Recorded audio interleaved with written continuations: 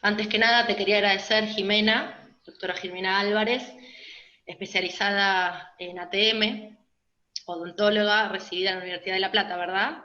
Exactamente, Bueno, te quería agradecer y después de este mini prólogo que dimos de por qué surge la necesidad de hacer este webinar, surge justamente desde eso, desde darnos cuenta que se ha perdido el trabajo interdisciplinario, por lo menos acá en Mar del Plata, no sé cómo será en otras ciudades, calculo que debe ser lo mismo, que se perdió el contacto directo entre el odontólogo y el kinesiólogo tratante de una misma patología, ¿sí?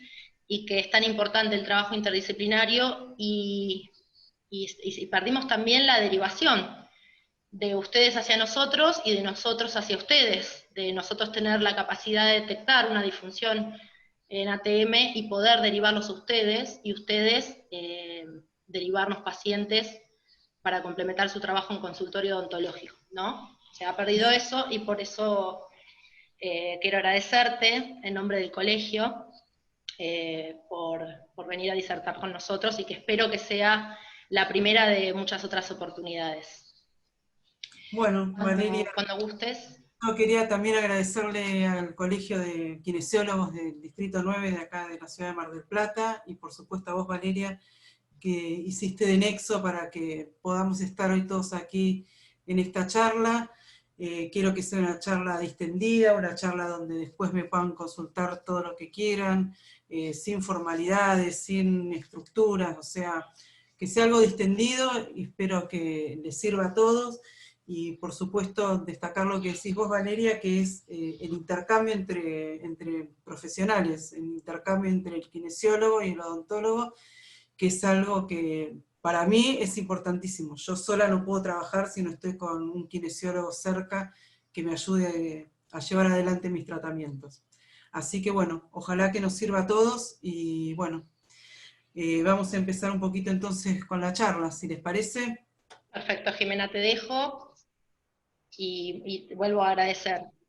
Bueno, yo lo que voy a hacer Adelante. ahora es, voy a compartir la pantalla y voy a apagar mi video, así podemos optimizar mejor los recursos de la charla. Bueno, hoy vamos a hablar un poco de las patologías de la articulación temporomandibular. Vamos a hablar del abordaje neurofisiológico, ¿no es cierto?, de esta articulación.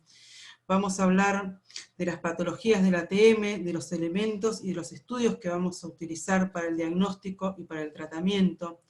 No vamos a hablar de teorías, porque si nosotros tenemos las causas etiológicas, si nosotros tenemos certeza en qué es lo que está causando la patología, vamos a tener certeza en el diagnóstico. En la escuela neurofisiológica basamos nuestro diagnóstico en las técnicas de estudio que afectan a cualquier otra articulación, por lo tanto vamos a utilizar los mismos elementos de diagnóstico que se van a usar en la medicina. Nosotros tenemos que saber que la ausencia de diagnóstico va a implicar un fracaso en el tratamiento de la articulación temporomandibular, y cualquier otro elemento de restauración general que tengamos para hacer en algún paciente. Hasta hace no mucho tiempo, hasta hace unos años, la articulación temporomandibular se trataba de una forma casi empírica, porque no se contaba con los elementos de diagnóstico que tenemos hoy en día, eran insuficientes. Entonces no podíamos conocer el estado real que tenían estos tejidos. Muchas patologías pueden progresar por años y años y años, sin dar dolor. Sin embargo, van a ir destruyendo estructuras, esto va a ser un proceso lento y progresivo, y va a determinar alteraciones en la ubicación tridimensional de la mandíbula, tanto en la posición de reposo como en la posición de función. Tanto es así que todavía vemos deambular algunos pacientes con afección articular por algunas especialidades de la medicina, en la vemos que van a neurólogos, a traumatólogos, sin que ninguno le pueda ofrecer una solución real a este problema. Entonces, nosotros siempre deberíamos ver si los pacientes tienen una patología en la articulación previo a un tratamiento, ya sea de ortodoncia, de rehabilitación, con implantes, un tratamiento de kinesiología. La idea es que cuando vayamos nosotros a hacer un tratamiento, se nos van a abrir dos caminos completamente diferentes, donde vamos a ver y decidir si podemos incluir o no incluir al ATM. Si yo le incluyo es porque veo, porque entiendo y porque sé qué es lo que está pasando dentro de esta articulación. Y entonces aquí tengo que tomar una decisión. La otra manera es no verla. Si yo no veo, yo puedo seguir trabajando sin incluir a esta articulación. El tema es que esta articulación está, la articulación está en el sistema estomatognático, y hasta ahora nunca llegamos a poder abordarla de una manera completa, de la manera que corresponde. Entonces es una articulación que le corresponde al odontólogo, es una articulación que le corresponde al kinesiólogo, y tenemos que planificar y hacer tratamientos entre los dos. Esto no le va a corresponder ni al médico, ni al otorrino, ni al traumatólogo, ¿sí?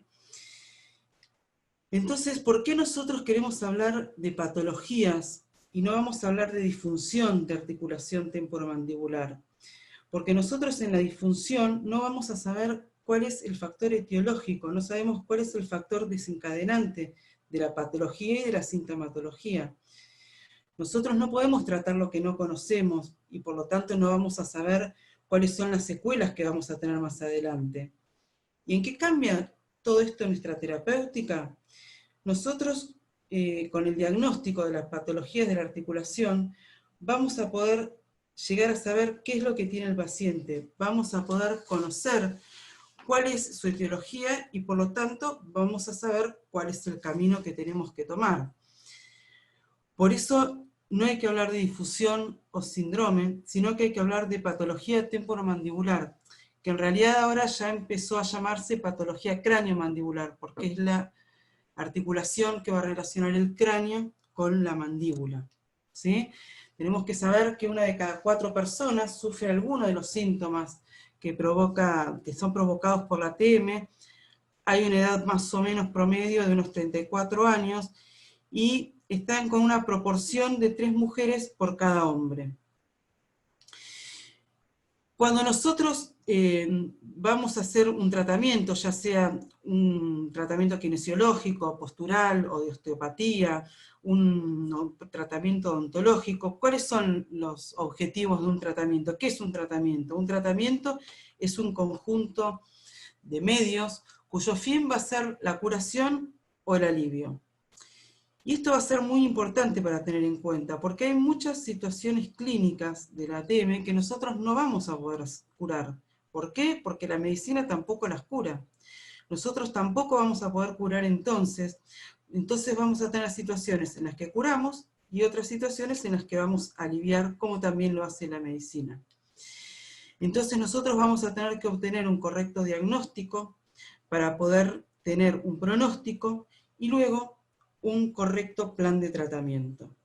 Si por ejemplo viene una paciente a la consulta y nosotros le decimos que abra la boca, ¿no es cierto? Y cuando le decimos que abra la boca, la paciente hace así. Y si yo le digo, bueno, pero abrí un poquito más y abre hasta ahí. Esta paciente en este caso puede venir por una rehabilitación con implantes o porque tiene un dolor en la zona del cuello cuando está por abrir la boca. Y entonces, ¿yo qué hago cuando veo esto? Yo le digo, mira, para rehabilitar esta boca, ahora te paso un presupuesto, lo vamos a hacer de esta manera y listo. O le digo, bueno, te hacemos unos masajitos, haces unos ejercicios, y esto se te va a pasar. O le digo, ¿vos viste cómo abrís la boca? Y entonces le doy un espejo. Y la siguiente pregunta de la paciente va a ser, ¿y yo qué hago? ¿Qué hago con esto? ¿Y qué le digo yo que hago? Puedo decirle, bueno, me parece que abrís un poquito torcido, o le digo, ¿qué le digo primero qué es lo que tengo que hacer? En realidad esta paciente va a abrir, nosotros vemos que abre torcido, que abre en 2 tiempos y que desvía hacia un lado la boca. Y esto vamos a ver que pasa mucho, pasa en muchos pacientes. Entonces tenemos que entender que la prevalencia de las patologías mandibulares, hasta el año 2008 se decía que había entre un 40 y un 75% de la población que tenía esta patología. Y a partir del 2014 se dice que La prevalencia es a partir del 54%. ¿Esto es poco? No, esto es muchísimo. Esto es un número muy alto. Estamos hablando que más de la mitad de la población tiene problemas articulares. De hecho, de los que estamos aquí en esta charla, la mitad tiene y la mitad no tiene problemas articulares. Acá lo importante entonces es poder detectarlo, poder diagnosticarlo y poder saber cuál es el tratamiento que vamos a realizar. ¿Por qué es importante estudiar esta articulación? Porque si nosotros, por ejemplo, los odontólogos vamos a hacer una rehabilitación con implantes o un tratamiento de ortodoncia, porque ¿qué es lo que determina la posición de las piezas dentarias? De acuerdo a cómo yo coloque justamente esas piezas dentarias. Esto nos va a determinar o a modificar la posición del cóndilo dentro de la cavidad glenoidea. Y si yo modifico esa posición antero-posterior, no voy a estar modificando solamente los dientes, estoy modificando la posición del cóndilo, ¿no es cierto? Que ese cóndilo en el medio tiene un disco. Y entonces, ¿dónde me va a quedar el disco una vez que yo moví la mandíbula? Yo estoy modificando todas las estructuras, estoy moviendo todas las estructuras del lugar. Por eso es tan importante, antes de comenzar cualquier tipo de tratamiento, que yo pueda pedir aunque sea una radiografía, por ejemplo una laminografía, que es un estudio básico de la articulación. Es ideal saber cómo nosotros tomamos ese paciente, cómo vamos a empezar ese tratamiento. Los odontólogos, bueno, lo podemos pedir con facilidad, y los kinesiólogos, la verdad, no lo sé, después me cuentan ustedes si tienen posibilidad de pedirlo, y si no, cualquier odontólogo amigo, o me escriben a mí misma, y les paso una orden, y a partir de ahí podemos empezar a evaluar. Yo más adelante voy a hablar de imágenes, como para que podamos tener una idea, ¿sí?, de cómo vienen esos pacientes. Entendamos que no hay ninguna disciplina en la odontología que no tenga que ver con la ATM, ya sea prótesis, implantes, una restauración que nosotros le hagamos a un paciente que quede un poco más alta de lo que corresponde. No hay nada en la odontología que cuando uno termina de hacerlo tenga una influencia con la ATM. Y creo que en los tratamientos de kinesiología también puede pasar algo similar. O sea que la ATM hay que verla, y después, en cada disciplina, ver qué es lo que trato primero. Cuando yo le hago una prótesis a un paciente, por ejemplo, lo primero que tengo que ver es la ATM, y después ver cómo hago el tratamiento. Lo mismo tenemos que tener en cuenta las dimensiones verticales. La dimensión vertical, sobre todo les explico a los kinesiólogos, que es, nosotros podemos tener una pérdida en la dimensión vertical, y esta dimensión vertical va desde el punto subnasal hasta el mentón. Y entonces, esto se puede dar por una pérdida de piezas dentarias, por una cantidad de bruxismo. El bruxismo lo que hace es desgastar los dientes y nos hace perder ese tercio inferior de la cara, que se llama dimensión vertical. Entonces, ¿cómo recuperamos lo perdido? Yo puedo seguir pensando y diagnosticando en una oclusión habitual, o tengo que poder evaluar cuál es la pérdida de piezas dentarias, o cuál es la pérdida del tercio inferior de la cara que tengo. Nosotros vamos a saber que todo esto es un trípode. Es un trípode que va a estar formado por el diente, por el músculo y por la articulación. Yo no puedo tratar en forma aislada ninguna de estas tres partes. ¿Por qué? Porque todo está conectado. Yo no puedo mover dientes sin pretender alterar músculos, sin pretender que se altere la articulación. Yo no puedo aumentar esa dimensión vertical que estábamos viendo recién y pretender que el paciente no sienta nada ni muscular ni articularmente. Entonces, ¿qué ver? ¿Qué hacer? ¿Qué decirle al paciente? Le podemos decir, y mira, tenés un poquito de ruido, mordés un poquito torcido, bárbaro, pero ¿qué hago? ¿Cómo tengo que seguir? Entonces vamos a ver un poquito qué es la articulación temporomandibular. Esta articulación es la que va a articular la mandíbula con la base del cráneo. Es donde se articula la mandíbula con el hueso temporal, está delante del oído, a cada lado de la cabeza, y la vamos a utilizar para hablar, para masticar, para tragar, para bostezar, para respirar. O sea, por todo esto es la articulación más usada del cuerpo. Siempre trabajan juntas, tanto la izquierda como la derecha, y cuando funcionan correctamente, nosotros vamos a poder abrir y cerrar la boca sin dolor, sin molestias y sin ruidos. Esta es la articulación más activa del organismo y es la que más fuerza recibe durante la masticación o durante el apretamiento nocturno, como por ejemplo con el bruxismo. Y acá algo importante, que el bruxismo no es una patología, sino que es un síntoma de la patología de la articulación temporomandibular. De esto vamos a hablar del bruxismo un poquito más adelante también, ¿sí? Esta articulación se caracteriza por estar uniendo estructuras fijas del cráneo con un hueso móvil que se desplaza en sincronismo con una articulación igual y simétrica, ¿sí? Entonces, ¿cómo está formada? ¿Cómo está constituida esta articulación? Está formada, tiene dos superficies óseas, ¿no es cierto?, articulares, perdón. Una es el cóndilo de la mandíbula y la otra superficie articular es el hueso temporal con su cavidad glenoidea. Además hay tejidos musculares que van a permitir mover la mandíbula y que la van a relacionar con el cráneo. Y acá está importante que entre estas dos superficies óseas tenemos una superficie blanda que es el disco articular. Tenemos también líquido sinovial, ¿sí?, que está ubicado entre los compartimentos superior e inferior. Tenemos el ligamento bilaminar posterior, con su ligamento inferior y su ligamento superior. La mandíbula va a ser la que forma parte de la estabilización del cuerpo. Por lo tanto, si yo tuviera la mandíbula fuera de lugar, esto va a afectarme a todas las estructuras que dependan de esto. El límite posterior funcional del cóndilo es la fosa mandibular y el anterior está acá, que es el tubérculo cigomático. Ahora, el cóndilo o la cabeza de mandíbula tiene que tener una forma esférica, no puede tener facetas, ni concavidades, ni oquedades, porque si no, este cóndilo va a ser patológico. Tiene que ser muy liso para poder deslizarse dentro de la articulación sin dañar a ninguna otra estructura. La posición correcta del cóndilo, si fuera un reloj, por ejemplo, es a las 12 horas. Yo tengo que tener espacio en el sector posterior, en el sector anterior, y nunca tiene que estar el cóndilo arriba apretando, ¿sí?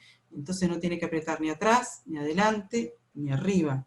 Siempre tiene que estar en el medio, y con respecto a esta cavidad glenoidea, tiene que estar equidistante.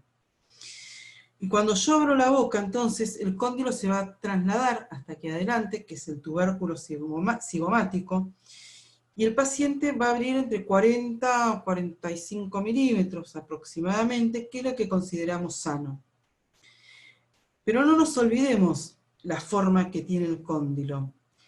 Siempre al cóndilo nosotros lo hemos visto en una forma sagital, y hoy por hoy tenemos un montón de estudios que nos van a permitir poder verlo de frente, y esto es muy importante.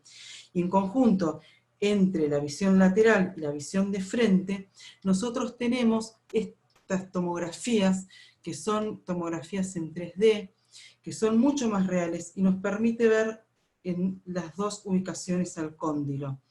Nosotros toda la vida hemos visto a los pacientes de costado, y nada tiene que ver esa imagen de perfil con la imagen que tiene nuestro cóndilo mandibular. Siempre tuvimos nosotros que adaptarnos a los elementos de diagnóstico que teníamos.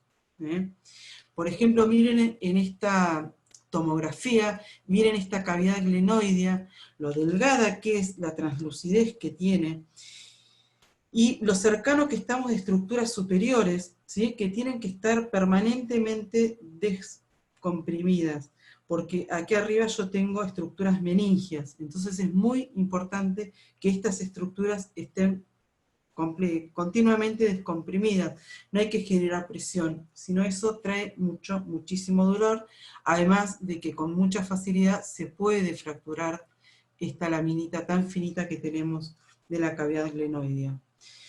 Nosotros, para cualquier desplazamiento de nuestra mandíbula, sabemos que existen músculos que tienen que ser activados para servir de soporte o de anclaje del movimiento, mientras que otros músculos van a ser ejecutores, Cuando entonces un músculo, para que pueda realizar un movimiento, es necesario que el antagonista se relaje.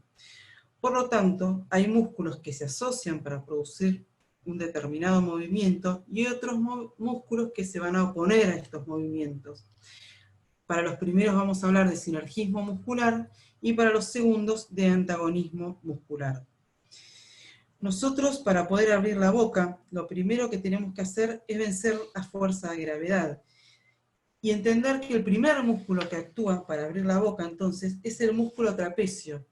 Este músculo lo que va a hacer es fijar la cabeza, la va a mantener erguida, y una vez que entonces vencemos esa fuerza de gravedad, la boca se va a abrir.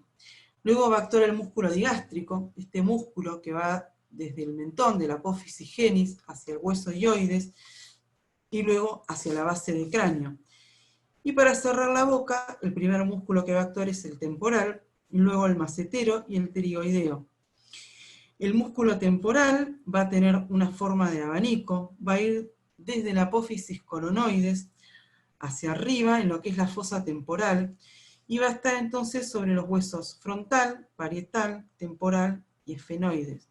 Lo podemos palpar aquí a la altura de la cola de las cejas, y va a actuar en el principio del cierre de la boca. Yo aquí, por ejemplo, cuando estoy en la clínica, cuando estoy con algún paciente y le estoy haciendo la anamnesis, yo le hago cuestionarios para ver, por ejemplo, si sienten dolor de cabeza, y cuando yo les pregunto si sienten dolor de cabeza y el paciente me dice que sí, sin marcarle yo nada, les pido que por favor me digan dónde les duele en la cabeza, porque les puede doler en el cuello, les puede doler en la glabela, o sea, hay infinidad de lugares donde les puede doler. Normalmente estos pacientes me dicen que les duele aquí en la cola de las cejas, en la sien. Entonces yo ahí tengo que entender que lo que pasa es que hay una patología temporomandibular que hace que este músculo temporal esté acortado, ¿sí? Después también tenemos el músculo macetero, que es un músculo cuadrado, es muy potente, va a soportar hasta 40 kilogramos de fuerza. Este músculo se va a contraer hasta un 56%. Y esto es mucho, porque piensen que se contrae más de la mitad del músculo, puede quedar contraído.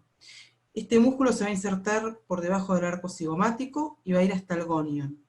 Es sinérgico del temporal y del pterigoideo. Y los antagonistas van a ser los músculos depresores de la mandíbula, la fuerza de gravedad, el peso de las vías respiratorias, ¿sí? Este es un músculo muy potente porque está para generar exagerada cantidad de fuerza, más fuerza de la que nosotros utilizamos para triturar alimentos. Hay personas que se cuelgan de la boca, como vemos acá, por ejemplo, cuando hacen acrobacia. Nosotros pensemos que cada vez que vamos a hacer fuerza, cada vez que tenemos que levantar algo pesado, lo primero que hacemos, ¿qué es? Apretar los dientes y hacer fuerza con el macetero. ¿Por qué? Porque el cerebro registra que es el músculo más potente. Entonces, cada vez que vamos a hacer fuerza, apretamos dientes y apretamos ese macetero. Luego tenemos al pterigoideo interno, que está por dentro de la rama del maxilar inferior, y el pterigoideo externo, que está por fuera de la fosa cigomática, y que posee un fascículo inferior y uno superior. Y veamos que el fascículo superior tiene el 30% de sus fibras dentro del disco articular. Y entonces acá yo quería detenerme un minutito y hacerle un comentario, sobre todo a los kinesiólogos, porque tenemos que tener mucho cuidado con lo que son las maniobras intrabucales, porque si ejercemos mucha presión, o sea, forzamos por demás la zona, podemos hacer luxar un disco o subluxar un disco. Por eso es muy importante tener un diagnóstico previo a hacer todas estas maniobras. Tendremos que ponernos de acuerdo entre odontólogo y kinesiólogo cuando estemos por hacer un tratamiento en conjunto, de cuál es el diagnóstico y hasta dónde es favorable o desfavorable hacer maniobras intrabucales en algunos pacientes, ¿sí? Y si hablamos de miología, hablamos de inserciones, de sinergismo y de patologías, lo importante para comprender es que para que esta articulación funcione y abra y cierre, porque yo abro y cierro la boca miles de veces por día, los músculos que rodean a la articulación, como el macetero, el temporal, funcionan como un acordeón, ¿no es cierto? Lo podemos comparar con un acordeón. De acuerdo al músculo, para que esté correctamente funcionando, nosotros, vivimos en reposo, no estamos todo el tiempo contraídos.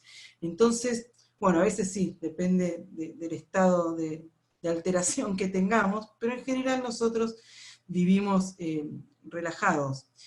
Si nosotros vivimos en reposo, y en reposo el músculo funciona como un acordeón, esa posición relajada del músculo va a pasar sangre, va a pasar oxígeno, y van a pasar un montón de nutrientes.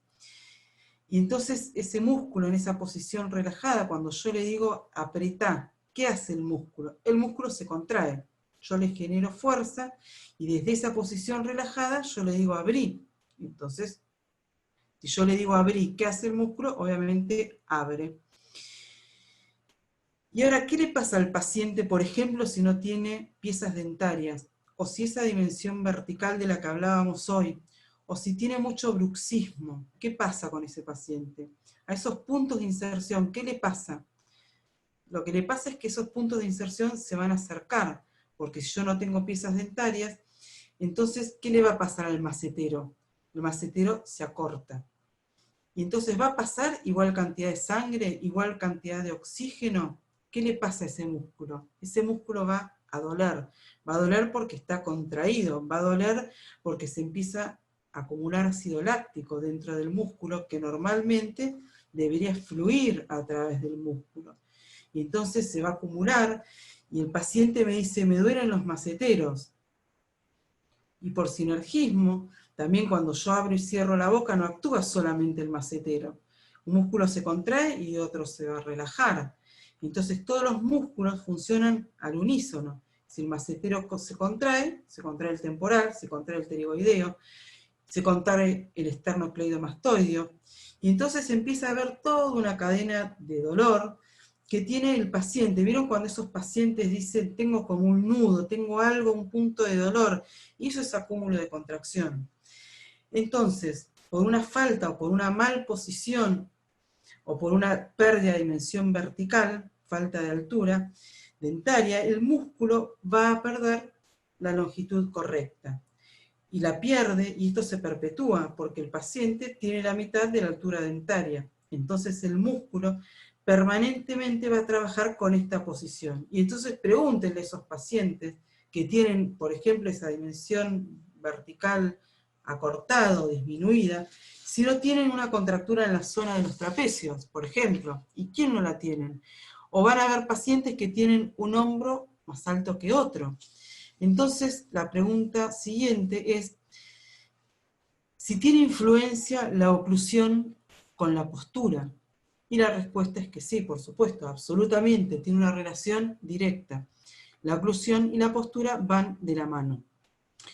Ahora, si alguno de estos músculos craneomandibulares están afectados, los músculos sinergistas, los que lo van a estar también, o sea, los músculos del cuello, de la columna, de la espalda, y todo para abajo, o sea, todas las cadenas musculares van a estar afectadas, porque la postura del paciente también lo va a estar. Por eso es tan importante trabajar en conjunto odontólogos y kinesiólogos en la reubicación postural de los pacientes, cuando están en un tratamiento, porque si solo yo como odontóloga voy a ubicar estructuras de la articulación y el resto de las estructuras no las voy a ubicar, el paciente va a seguir con dolores y sobre todo los músculos van a estar trabajando de manera inapropiada. Por eso hoy hablábamos con Valeria al principio. Yo, desde que empecé mi profesión allá lejos y hace tiempo, siempre estuve acostumbrada a trabajar con médicos, con kinesiólogos, con colegas odontólogos. Yo siempre aprendí a trabajar en equipo y es muy importante aprender a derivar, es muy importante hacer interconsulta con quienes se dediquen a la misma especialidad que nos dedicamos nosotros. Por eso el trabajo en equipo, kinesiólogos y odontólogos, en este caso puntual de la articulación, es sumamente importante. El patrón genético que siempre va a seguir estable es el músculo, porque el cóndilo, por ejemplo, cuando por un golpe va a poder modificar la altura. En cambio, los músculos nunca se cortan ni se acortan. Por eso en nuestra técnica, lo primero que vamos a hacer nosotros es poner a los músculos en su largo genético. ¿Cómo lo vamos a usar? Utilizando este aparatito que se llama Biotens, que es un desprogramador electrónico. Este desprogramador tiene una frecuencia específica para estos músculos cráneo-mandibulares y trabaja sobre el quinto par craneal, ¿sí? Entonces, de esta manera nosotros sabemos que vamos a comenzar nuestro tratamiento desde una posición fisiológica. Hay muchísima cantidad de TENS en el mercado, hay muchas fabricantes. Nosotros este TENS, que es de la empresa BioResearch, lo tenemos medido, lo tenemos calculado, sabemos cómo funciona, sabemos que lo medimos con electromiografías, lo medimos con magnetógrafos, que eso lo vamos a ir viendo un poquito más adelante de qué estoy hablando. Entonces nosotros de esta manera podemos saber exactamente cómo está funcionando y no todos los TENS funcionan de la misma manera. Por eso es muy importante utilizar TENS que nosotros sepamos que vamos a dejar a esa articulación en la posición de reposo correcta y fisiológica. Y volviendo a la estructura del ATM, la ATM también tiene ligamentos, tiene el ligamento bilaminar posterior, que es el único antagonista de los músculos, va a funcionar como un resorte de estos ligamentos, y pueden estar alterados, por ejemplo, por una enfermedad autoinmune. Y si este ligamento es destruido, nuestro cóndilo nunca va a volver al lugar que corresponde. El ligamento superior, por ejemplo, del ligamento bilaminar posterior, ¿no es cierto? Tenemos el ligamento superior y el inferior. El superior se va a meter dentro de la cisura petrotimpánica del oído. Entonces, aquí está esa relación ATM-oído, que se da por este ligamento. Y el primero que habló de esto, allá por el año 1940, fue el doctor Kosten, quien describe como pacientes que tenían dolor de oído y lo relacionaban con la articulación. En ese momento no existían las imágenes que existen hoy, y entonces no sabían qué era lo que estaba pasando a nivel articular. Pero él es el que dice que hay una relación y le pone el nombre de síndrome de Kosten. Nosotros hoy sabemos cuál es esta relación, que viene por este ligamento, ¿sí? Este ligamento bilaminar del que estamos hablando es uno que lo vamos a ver en las resonancias, de las que también vamos a hablar un poquito más adelante, algo de imágenes, ¿sí? Y es muy importante la función que cumple, porque cumple la función de stop de la mandíbula, en el sentido posterior, y este ligamento es fibroelástico, y el ligamento inferior es fibroconjuntivo. Entonces estos dos son los que nos van a regular la apertura del cóndilo. También vamos a hablar del disco articular, que está formado por tejido colágeno, por lo tanto puede ser atacado por procesos autoinmunes, ¿sí? Este disco va a tener 3 sectores, y el sector posterior va a ser el más resistente. Este tejido está formado, por tejido fibroso y denso. La función del disco articular tiene una función muy importante, ¿sí? Que es la de estabilizar las superficies dispares entre los dos huesos. Adelante, como ya dijimos hoy, se va a conectar con el músculo pterigoideo, y atrás con los ligamentos bilaminares. Y tiene también lo que llamamos la almohadilla retrodiscal, que es la que va a amortiguar la presión y es la que me va a limitar el movimiento de cierre del cóndilo. Para que este disco entonces se ubique en su lugar, hay que darle espacio. Es muy importante siempre buscar espacio en esta articulación. Y para que este funcione correctamente, tiene que haber líquido sinovial. Luego también vamos a hablar de la membrana, y hablando del disco y de la membrana que cubre la parte interna de esta cápsula, ¿no es cierto?, de la cápsula articular, la función es elaborar el líquido sinovial. cada vez que abrimos y cerramos la boca, esto va a funcionar como una bomba. Cada vez que el paciente abre la boca, la articulación, ¿qué hace? Se llena de líquido sinovial. Y cada vez que uno cierra, ese líquido sinovial va a fluir entre los compartimientos, ¿sí? Y va a fluir hacia afuera. Pero para que todo esto funcione, tiene que estar liberado para que el líquido entre y para que el líquido fluya por dentro de esa articulación, ¿sí? Entonces, ¿por qué motivo el cóndilo tiene que estar apoyado en el sector posterior? Porque para que la articulación funcione, dijimos que el cóndilo tiene que estar apoyado en el sector posterior. Y esto es porque los componentes del disco son bien diferentes atrás, en el medio y adelante. El disco articular, en su parte posterior, va a estar formado por glucosaminoglucanos, y estos glucosaminoglucanos tienen propiedades hidrofílicas de absorber agua.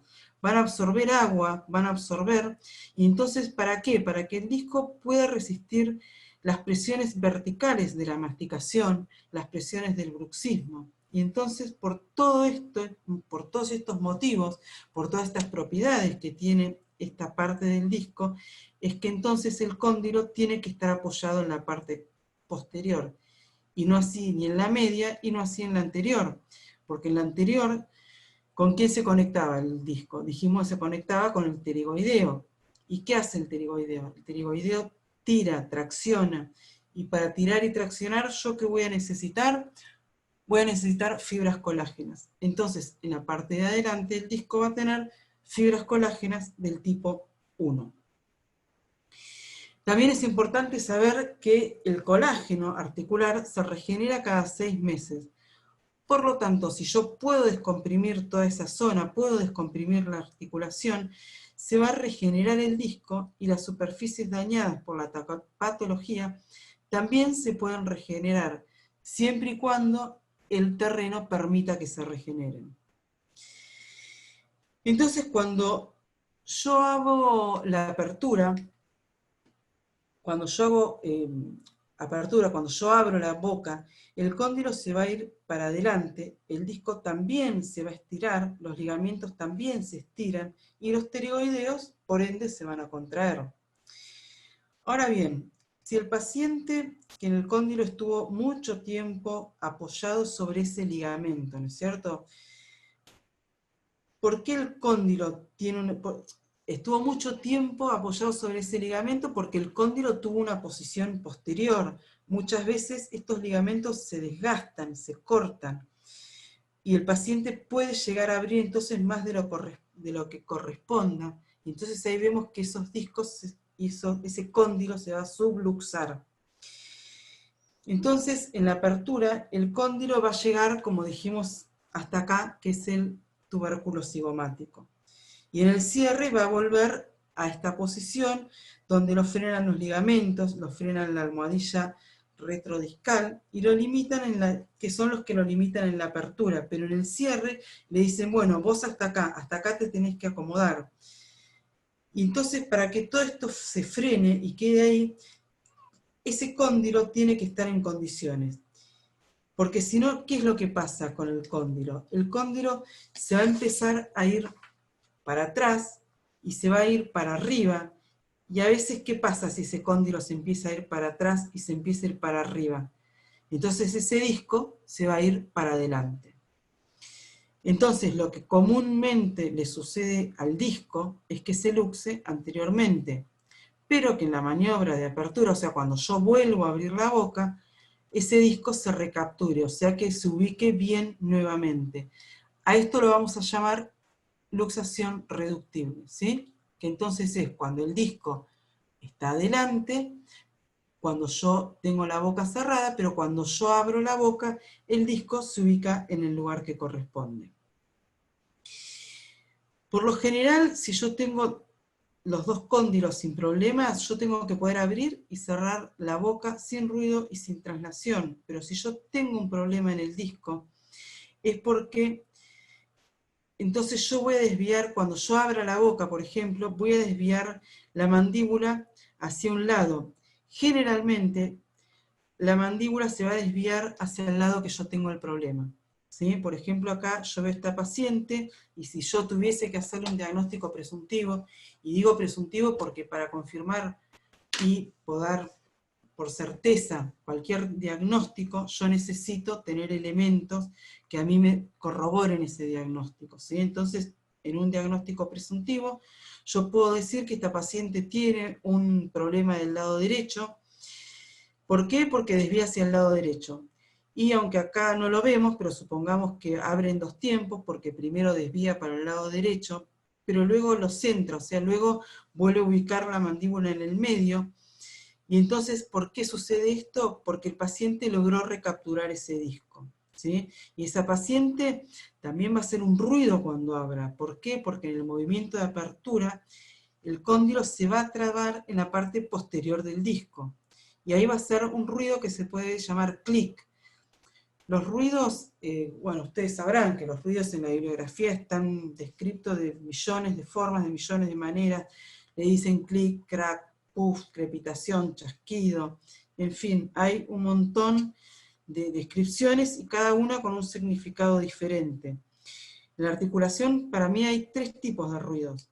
Hay un ruido que es cuando una estructura dura choca contra una estructura blanda, y a ese ruido yo le puedo decir clic.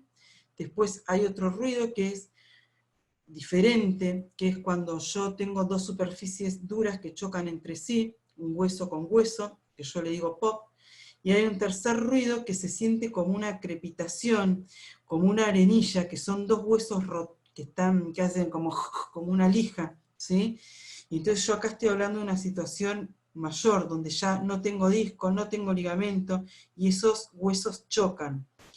Entonces, es diferente a cuando yo estoy hablando que me llevo por delante el disco.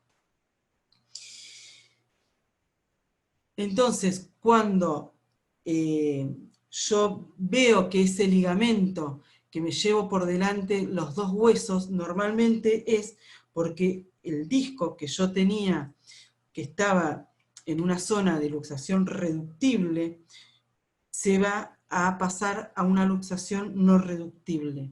En este caso, el ligamento va a estar cortado y esto me va a impedir que el paciente pueda abrir la boca, ¿sí? Puede abrir la boca con facilidad, porque cada vez que abre se va a chocar con ese disco que va a estar enrolladito en la parte de adelante. Pero cuando un paciente viene con una luxación no reductible, este no va a ser un paciente que esto le pasó ayer, es un paciente que viene con un relato de muchos años, puede hablarse de 10, 15, 20 años, que el paciente me va a decir que tenía ruidos, que tenía molestias, y esto va a ser muy diferente cuando un paciente viene con un trismus, por ejemplo. El trismus es algo que me sucedió ayer, por ejemplo, con un paciente que vino a hacerse un tratamiento odontológico, el odontólogo lo tuvo 3 horas con la boca abierta, y bueno, y ahí se va a producir un trismus, ¿sí? Son dos situaciones bien diferentes. Y acá tenemos también que entender que todo esto es asintomático, que el paciente no va a estar sintiendo dolor en la articulación. Y ahora vamos a hablar un poco de imágenes, ¿sí? La evolución de la tecnología aplicada a las distintas ramas de la ciencia de la salud hace que en la actualidad ninguno de nosotros, ningún profesional, pueda dejar un diagnóstico liberado al azar. ¿Y cuáles van a ser las imágenes que nosotros podemos pedir, que nos pueden ayudar para poder hacer un diagnóstico? Tenemos en las radiografías la laminografía, como decíamos hoy, la resonancia nuclear magnética, la tomografía, que puede ser la convencional, la axial o la 3D, y también tenemos que solicitar, y nos son de mucha ayuda, los elementos de laboratorio, ¿sí? Que nos van a ayudar para poder realizar un diagnóstico. Todas estas técnicas nos van a servir para poder apreciar los cambios o las alteraciones de los componentes óseos o blandos, según el tipo de imágenes que yo pida, para determinar alguna patología en la articulación temporomandibular. Acá es importante saber que yo no voy a tener, no me tengo que valer solamente del informe que viene adentro del sobre, de la resonancia o de las una resonancia o de una tomografía. Yo el diagnóstico tengo que aprender a hacerlo solo, tengo que empezar a mirar imágenes y empezar a entender de qué se trata. Porque un técnico radiólogo puede ver, pero si yo me estoy especializando o si yo quiero entender qué es lo que le pasa a esa articulación, tengo que empezar a ver imágenes y a comprender qué es lo que está pasando ahí adentro. Por ejemplo, tenemos las laminografías. La laminografía nos va a ser entregada en un formato de radiografía panorámica, y acá va a disponerse de 4 sectores, donde tenemos de este lado el lado derecho, de este lado el lado izquierdo, ¿sí? No sé si me estarán siguiendo con la flechita del mouse, espero que sí. Y donde en la punta normalmente vamos a ver que están las imágenes con boca cerrada, y en el centro las de la boca abierta. Yo normalmente pido estas 4 imágenes solamente, porque pido con 2 posiciones, con posición habitual y con apertura máxima. Yo no pido la imagen con oclusión, con máxima oclusión de las piezas dentarias, porque como yo considero que yo necesito ver cuál es la posición de reposo de la mandíbula, a mí la oclusión máxima no me sirve para nada. Y entonces, ¿yo qué es lo que voy a ver en una laminografía? Yo lo primero que voy a ver es el borde de la rama, del borde de la rama de la mandíbula, que tiene que ser recto, que también va a estar el cóndilo mandibular, ¿sí? Acá arriba está el cóndilo mandibular. También vamos a ver la cavidad glenoidea, esa cavidad glenoidea que tiene una forma de S itálica. En algunos casos también se va a ver aquí arriba la cisura petrotimpánica, que está en relación entre esto que es el conducto auditivo externo y la cavidad glenoidea. ¿Y yo qué voy a buscar acá? Yo voy a buscar espacio. ¿Y espacio para qué? Porque aunque yo no vea, acá, entre estas 2 estructuras, yo tengo que tener el disco articular. Entonces yo voy a buscar entre 4 o 5 milímetros para arriba, y también tengo que buscar que haya espacio atrás, que haya espacio adelante, que sea más o menos simétrico. ¿Sí? Recuerden que el disco está acá arriba, que acá atrás vamos a tener los ligamentos bilaminares, que adelante vamos a tener fibras del músculo pterigoideo. Entonces yo lo que tengo que hacer es buscar espacio, ¿sí? Las radiografías, por ejemplo, este tipo de imágenes, las laminografías, son imágenes bidimensionales que nos van a aportar datos muy básicos como para empezar a diagnosticar alguna patología en la articulación.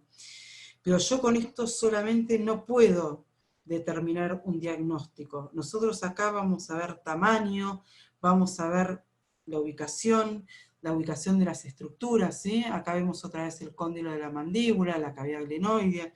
Para todo esto es que me sirven las laminografías.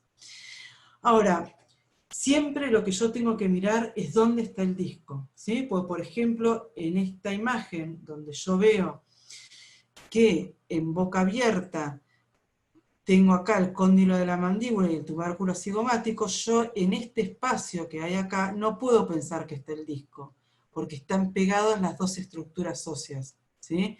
Entonces, siempre tiene que haber una separación, tanto en boca cerrada como en boca abierta, porque yo tengo que imaginarme que ese disco está ahí en el medio. Ahora vamos a hablar un poco de tomografías. La tomografía sabemos que es el método preferido que tenemos para la obtención de imágenes de estructuras óseas, ¿sí?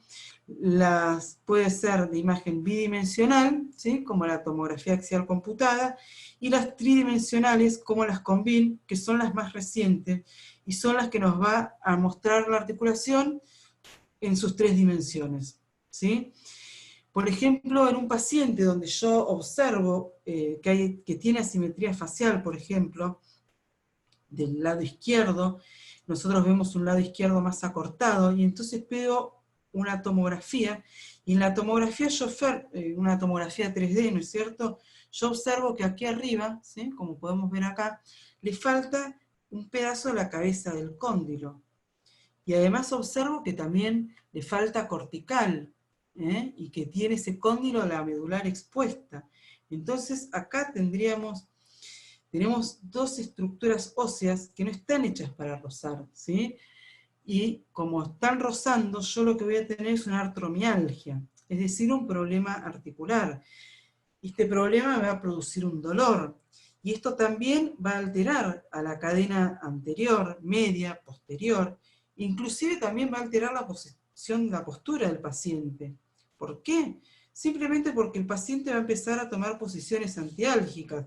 Nosotros estamos todo el tiempo evitando tener dolores, entonces todo el tiempo buscamos posiciones donde no nos duela. Ahora yo me pregunto lo siguiente, ¿podemos hacer algo si no diagnosticamos esto? Si por ejemplo a ustedes los kinesiólogos les viene un paciente que tiene diabetes y no sé, viene con un talón ulcerado, por ejemplo. ¿Yo puedo tratarlo simplemente con kinesiología? Bueno, sí, puedo. Pero si no le van a sacar esa lastimadura que tiene en el talón, si yo no le curo primero el talón, el paciente nunca va a poder acomodarse nuevamente en su posición. Y esto que vemos, ¿qué es lo que pasa con esta imagen que nosotros vemos acá? ¿Por qué pasa esto en esta imagen?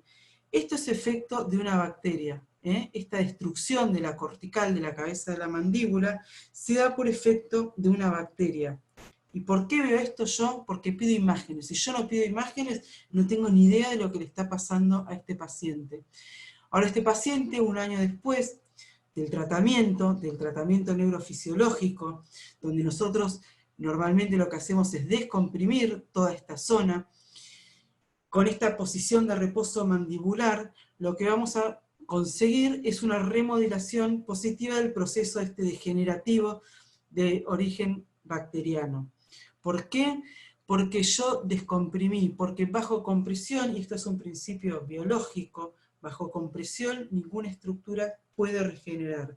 Las estructuras solo regeneran cuando yo descomprimo, ¿sí? Entonces, cuando falta un pedazo de cóndilo, al morder, se va a producir una intrusión dentaria de ese lado y una desalineación tridimensional de la mandíbula. ¿Y esto qué me va a hacer? Me va a generar alteraciones en las estructuras que movilizan, ¿sí? Que la movilizan a la mandíbula. Por ejemplo, viene un paciente de clase 3, que son estos típicos pacientes que tienen la mandíbula adelantada, si nosotros lo vemos de perfil, ¿sí? Y al verlo de perfil, nosotros acá vemos que tiene una pérdida de dimensión vertical, de esa dimensión vertical que hablábamos hoy, y que hay desplazamiento del hueso dioides, ¿sí? Esa dimensión vertical está cortada, ese tercio inferior está cortado. ¿Y por qué el dioides va a estar desplazado? Porque está asociado ¿a quién? Está asociado a los músculos de la mandíbula, y esto va a generar una mayor anteposición de la cabeza. Entonces, esta alteración a nivel mandibular va a alterar a la actividad muscular. También va a generar un colapso en la cavidad oral, un colapso en los músculos de la lengua, que son 17 músculos, y un colapso también en el hueso dioides. Entonces, en todo esto vamos observando por qué la pérdida de dimensión vertical, por ejemplo, nos da todos estos cambios de postura.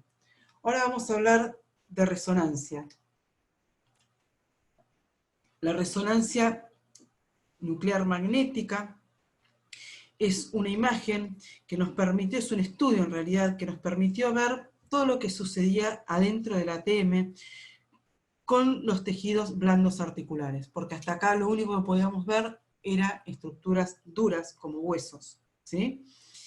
Esto último nos llevó a descubrir nuevas patologías, sino también, además de llevarnos a descubrir nuevas patologías, nos llevó a entender cuál era el origen real de estas patologías. Esto es uno de los avances más significativos de la obtención de imágenes. Con estas vamos a poder ver tejidos blandos del paciente y por default vamos a ver estructuras óseas. Es importante también saber que para hacer este estudio no utiliza radiación ionizante. Nosotros con una resonancia vamos a ver la ubicación del disco articular, ¿sí? Vamos a ver cuando un disco articular tiene una ubicación no reductible, cuando tiene una ubicación reductible. También vamos a poder ver procesos degenerativos bacterianos, vamos a ver fracturas del cóndilo, compresiones, la ubicación del cóndilo, etc. Un montón de datos nos va a aportar estas imágenes que nos van a servir para hacer el correcto diagnóstico de nuestro paciente. En una resonancia nosotros vamos a ver, para que entendamos un poco, porque la resonancia es como que se ve al revés de las radiografías, ¿sí? Nosotros acá en la resonancia, la cortical, por ejemplo, como es avascular, o sea que no tiene agua, me va a dar una señal que es bien oscura, ¿sí? Ahí marcamos cuál es la cortical. Y el disco también lo voy a ver oscuro, ¿sí? Porque también es avascular. En cambio, la medular, al revés de las radiografías, la vamos a ver de color blanca o clarita. En la resonancia yo también voy a evaluar esa cortical, ¿sí? Acá también vamos a observar el conducto auditivo externo, para que se sitúen un poco en cómo está formada la imagen. Ahora, si yo tengo una imagen donde está todo negro, como estoy marcando acá en esta imagen del lado derecho, y de repente empiezo a ver una imagen blanca, ven esos puntitos que yo estoy marcando ahí. Entonces tengo que pensar que después viene otra vez toda la cortical negra. Y yo acá que tengo que pensar que en esta parte está faltándole algo al paciente. Entonces vamos a ver que lesiones del ATM que carcomen parte del cóndilo. Y nosotros vamos a ver una mancha más clarita. Por eso la resonancia nos da un montón de información que va mucho más allá de la ubicación del disco articular. No podemos hacer un diagnóstico sin una resonancia. Yo de hecho no trabajo si no tengo una resonancia para poder hacer un diagnóstico. En los únicos casos que acepto que por ahí no me traigan una resonancia son aquellos pacientes que tienen por alguna patología, algún instrumento quirúrgico, metálico, que no me permita hacer la resonancia. Si no, yo siempre pido resonancia. Y también, para terminar de hacer nuestros diagnósticos, pedimos análisis clínicos de laboratorio. Ahora, la ATM durante muchos años fue llamada la gran impostora. ¿Por qué fue llamada la gran impostora? Porque era muy médica para el odontólogo y muy odontológica para el médico. Entonces dejó de ser un tabú desde que la pudimos clasificar de acuerdo a las distintas etiologías. Y esto lo pudimos hacer gracias al uso de los diferentes métodos de diagnóstico que tenemos. La patología de la ATM tiene razones etiológicas claras y establecidas, ¿no es cierto?, que pueden determinarse para intentar una resolución completa del tratamiento. Nosotros sabemos que las causas etiológicas son 4. Hay una causa que es traumática, otra causa autoinmune, una causa bacteriana y otra causa oclusal. En las patologías temporomandibulares, el daño y el dolor van a estar relacionados con cambios inflamatorios y degenerativos, que van mucho más allá del cambio de la posición del disco articular. Si yo tengo una alteración a nivel del ligamento, por ejemplo, estos ligamentos pueden estar alterados por varios motivos, ya sea porque tenga un problema de origen oclusal, o traumático, o por un problema infeccioso, o por un problema autoinmune. Es decir, que un paciente puede tener roto el ligamento y la mandíbula, y la parte de atrás de la mandíbula rompió los ligamentos, y esto se puede dar o porque tuvo un problema entonces traumático, por un golpe, o porque cortó los ligamentos, o porque tiene un problema infeccioso, porque una bacteria, por ejemplo, se alojó en los tejidos blandos, o porque tenga un problema autoinmune de colágeno. Entonces es importante tratar las patologías dependiendo de la etiología del proceso. Generalmente estos pacientes tienen varias causas. Es muy difícil encontrar un paciente que tenga una sola de todas estas causas etiológicas que acabamos de mencionar. Ahora vamos a hablar de las causas traumáticas, ¿sí? La causa traumática es el cambio de dirección de la cabeza de mandíbula. Como veíamos hoy en, por ejemplo, esta laminografía, vamos a ver que, por ejemplo, un golpe en la infancia, que es cuando se dan este tipo de causas, ¿sí?, durante el periodo de crecimiento de la cabeza de mandíbula, nosotros vamos a observar que esa mandíbula va a tener un cambio en su eje de crecimiento. Va a tener como una forma de palo de hockey, ¿sí?, como estoy marcándoles, no sé si lo ven acá, en la imagen de la derecha. ¿Por qué va a tener un cambio en su eje? Porque el cuello del cóndilo es un centro de crecimiento que hasta los 12 años tiene un tejido osteoide, y ante un golpe se va a doblar y va a cambiar toda la estructura articular. Ese eje longitudinal se distorsiona y va a producir una dilaceración de la cabeza de mandíbula. Entonces, por todo esto, nosotros siempre en el tratamiento neurofisiológico, nuestra posición de estudio es la posición de reposo, ¿sí? Porque tenemos que saber desde dónde partimos. Por ejemplo, en este otro caso, nosotros vamos a ver que este cóndilo está dilacerado, ¿sí? Es un cóndilo postraumático. Este cóndilo va a tener un eje de crecimiento sano, después va a tener una línea de fractura y el eje de crecimiento patológico. Lo que nosotros podemos hacer es, si este es un paciente que se golpeó el mentón, porque normalmente nosotros, ¿cómo nos damos cuenta? Tanto en chicos como en adultos, mirándole abajo de la pera, esos pacientes que vienen como con suturas, ¿sí? Como con una sutura abajo de la pera. Ese paciente ya sabemos que tuvo un golpe y que lo más probable es que su cóndilo esté dilacerado, o sea que el eje haya cambiado el lugar. Y acá lo importante es que no se genere presión. Lo que nosotros tenemos que tratar de hacer es de descomprimir, ¿sí? Estas son las causas traumáticas, entonces. Ahora vamos a hablar de las causas autoinmunes. Acá las causas autoinmunes son esas enfermedades que están causadas por el propio sistema inmunitario. Por ejemplo, tenemos el tiroidismo de Hashimoto. En este caso es una enfermedad que va a atacar a los acinos de la glándula tiroides, ¿sí? Y va a producir una enfermedad en los acinos de esta glándula, que están formados por colágeno, y por lo tanto va a afectar al colágeno del cuerpo. Y entonces, como nosotros sabemos que el disco articular está formado por un 80% de colágeno, nosotros tenemos que entender que como esta patología no tiene cura en la medicina, tampoco va a tener cura en este caso de una patología en la articulación. Acá nosotros vamos a ver que hay un disco que está deshidratado. Y lo único que vamos a poder hacer con este tipo de pacientes es restablecer la función de la articulación, pero esto va a ser un tratamiento que va a durar toda la vida del paciente, o bueno, o por lo menos hasta que la medicina pueda encontrar la solución al hipotiroidismo, ¿sí? Luego tenemos las causas bacterianas, ¿sí? Acá las bacterias tenemos que saber que producen procesos degenerativos en la cabeza de mandíbulas, por ejemplo, las infecciones urinarias producidas por la Clamidia trachomatis. Si no son, estas infecciones no son bien curadas como corresponde con los antibióticos, que no actúan como bien, digamos, van a quedar bacterias que van a estar circulando por ese torrente sanguíneo y van a producir procesos degenerativos, ¿sí? Que era lo que veíamos hoy, hace un rato en esa tomografía, un proceso degenerativo en la cabeza de mandíbula. Esto lo vamos a comprobar mediante una resonancia nuclear magnética y con la solicitud también de análisis bacterianos, y también, como vimos hoy, con la tomografía.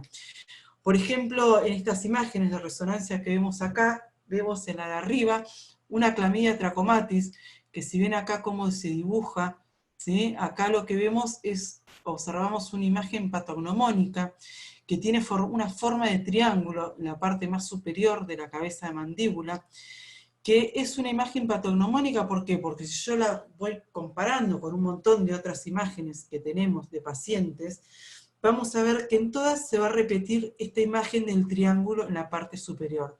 Si yo pido un análisis de laboratorio, vamos a ver que nos va a dar positivo para esta bacteria que se llama Clamidia trachomatis. Si por ejemplo hubiera sido un Mycoplasma pneumoniae, en vez de ser triangular, la imagen íbamos a ver una imagen de semicírculo, ¿sí?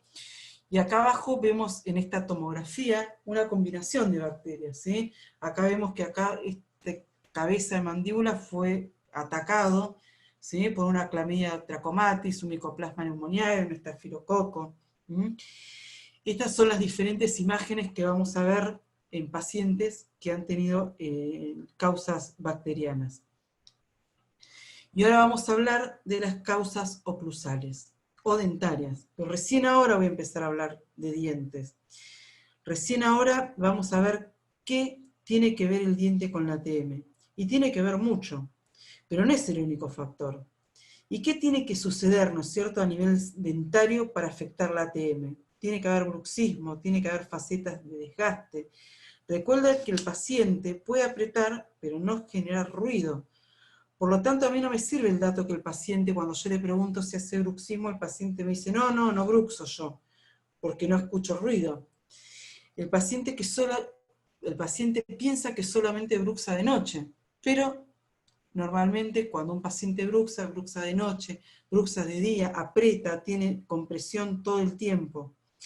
Por ejemplo, si nosotros hacemos una restauración, los odontólogos, ¿sí?, que nos puede quedar un poquito alta, esto va a producir una reacción en el sistema nervioso central, que va a indicar que hay una alteración y los músculos craneomandibulares van a estar y van a quedar todos comprimidos del lado opuesto a esta restauración, y entonces van a quedar elongados del lado de la restauración.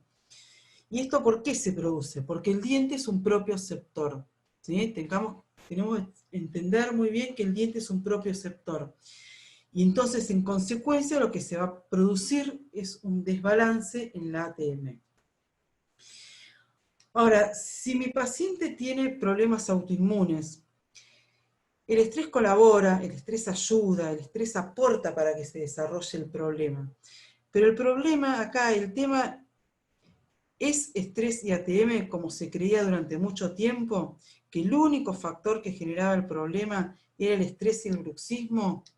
No, yo creo que estamos muy lejos de todo esto.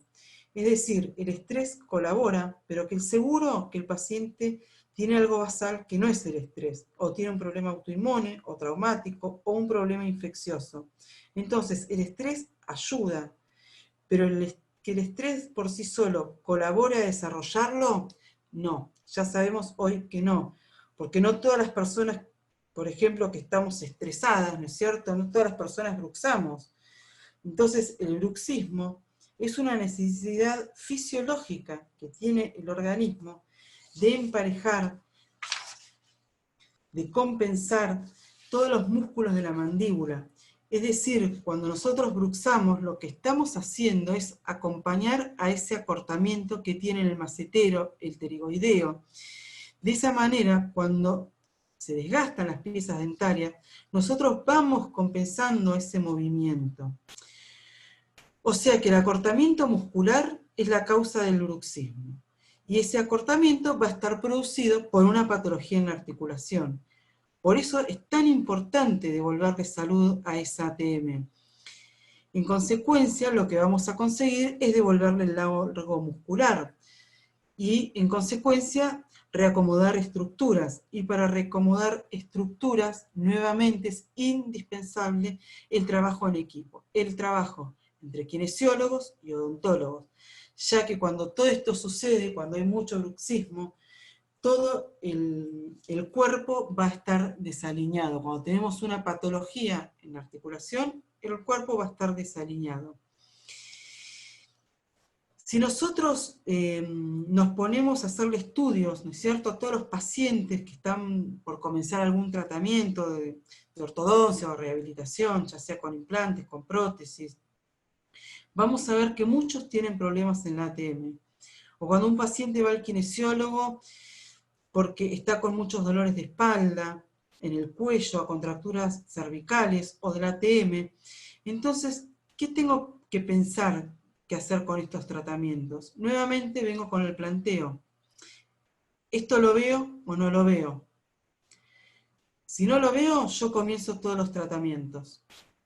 Ahora, si yo lo veo y entiendo, entonces decido si tomo al paciente o no tomo al paciente. Por ejemplo, un paciente que le falta un pedazo de cóndilo. ¿Qué hago? ¿Lo tomo igual o solo tomo los pacientes sanos? Cuando un paciente pierde esa dimensión vertical, sus músculos, ¿van a tener la fuerza correcta para masticar? No, esos músculos van a estar acortados. Y eso lo vamos a medir, por ejemplo, con una electromiografía.